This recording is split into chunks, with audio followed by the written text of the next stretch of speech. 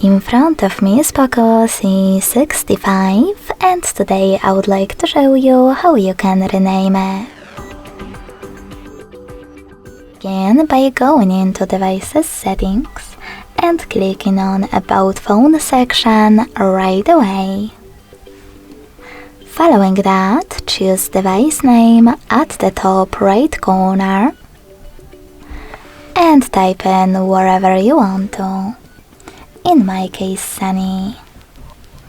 When you finished, click on this check mark at the top right corner.